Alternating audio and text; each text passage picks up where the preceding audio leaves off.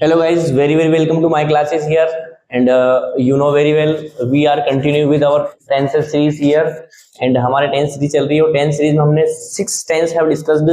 उसमें simple tense की series पूरी हो गई है, कंटिन्यूअस की सीरीज पूरी हो गई है।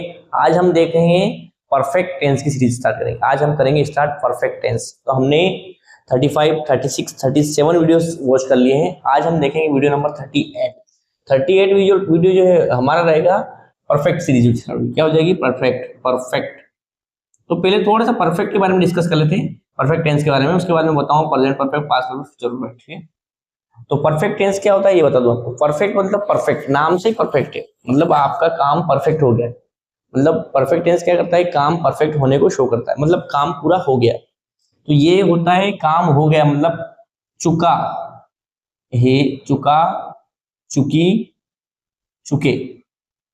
परफेक्ट टेंस में तीन चीजें देखने को मिलेगी आपको, तीनों परफेक्ट टेंस में, present perfect, past perfect, future perfect. तीनों परफेक्ट टेंस में आपको मिलेगा चुका, चुकी, चुके।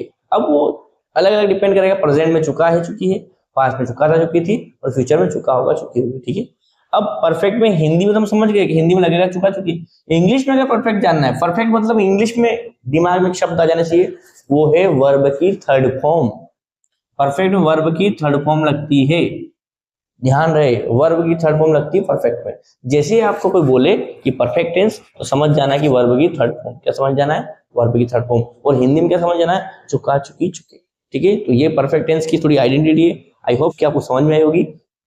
अब हम देखते हैं, आज हम बात करेंगे प्रेजेंट परफेक्ट टेंस की। किसकी बात करेंगे?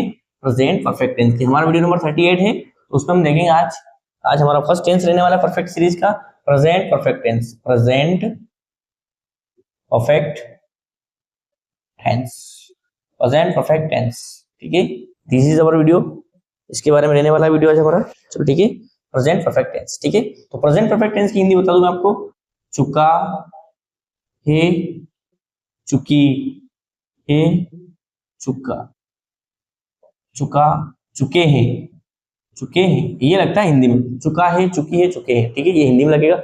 और इंग्लिश की बात करें तो इंग्लिश में लगती है वर्ब की थर्ड फॉर्म। आप सभी को पता है वर्ब की थर्ड फॉर्म, लेकिन यहाँ पे लगेगी कुछ हेल्पिंग वर्ब। जिन हेल्पिंग वर्ब को आप अच्छी तरीके से जानते हो, तो आज वो हेल्पिंग वर्ब यहाँ पे यूज होगी, तो उसको देख लेंगे एक बार। आप अपनी हेल्पिंग वर्ब कौन सी लगने वाली है यहाँ पे देखो।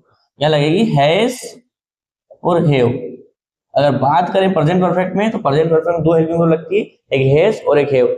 हेज कहाँ लगता है, हेव कहाँ लगता है, आप भली भांति अच्छी तरीके से परिचय हो हेज हेव से। क्योंकि मेरी जो वीडियो सीरीज अगर फॉलो कर रहे हो आप, तो आप स्टार्टिंग से देखते आ रहे हो, दूसरे तीसरे दिन ही मैं हेज हेव पढ़ाता हूँ। ठीक है, तो आप समझ जाओगे हेज कहाँ लगेगा, हेव कहाँ लगेगा। फिर भी बता दूं, अगर आप नए स्टूडेंट हो तो मैं बता दूं, हेज लगता है सिंगुलर शब्द के साथ। हेज कहाँ लगता है? सिंगुलर सब्जेक्ट के साथ में, सिंगुलर सब्जेक्ट। सिंगुलर सब्जेक्ट में ही शी इट नेम होता है। और हेव लगेगा प्लूरल सब्जेक्ट के साथ। कहाँ लगेगा?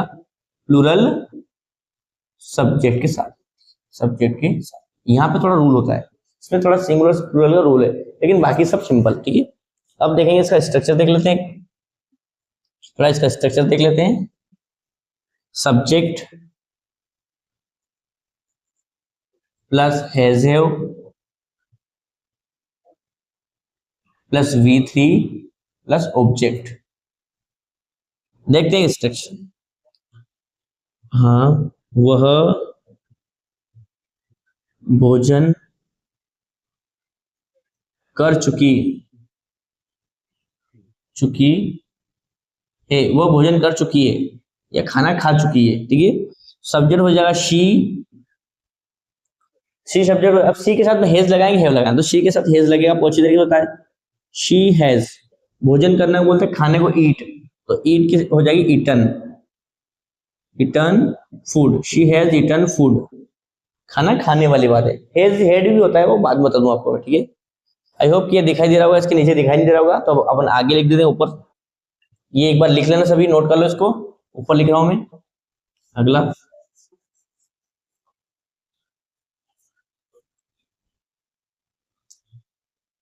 बस आ चुकी है, बस आ चुकी है, सब्जेक्ट हो जाएगा बस। अब बस के साथ क्या लगेगा? हेज, बस सिंगुलर सब्जेक्ट है। बस हैज अराइव्ड, बस हैज अराइव्ड में प्रतियोगिता में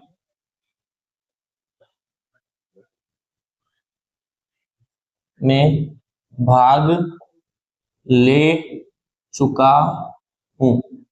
मैं प्रतियोगिता में भाग ले चुका हूं। सब्जेक्ट क्या देखो, आई के साथ हेज लगाएंगे, हैव, तो आई प्लूरल सब्जेक्ट मानेंगे तो हैव लगाएंगे, तो आई हैव भाग लेने को पार्टिसिपेट, और उसकी थर्ड फॉर्म होती है पार्टिसिपेटेड। आई हैव पार्टिसिपेटेड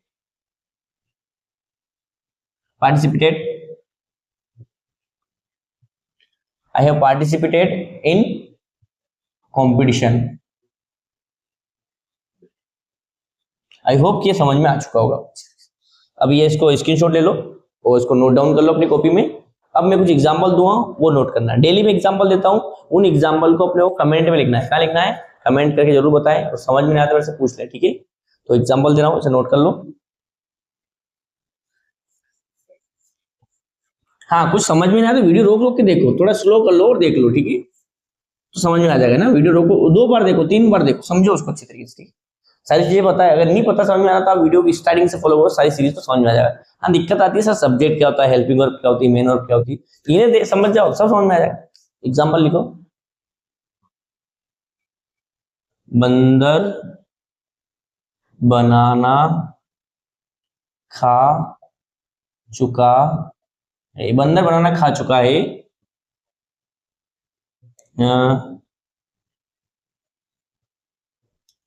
वह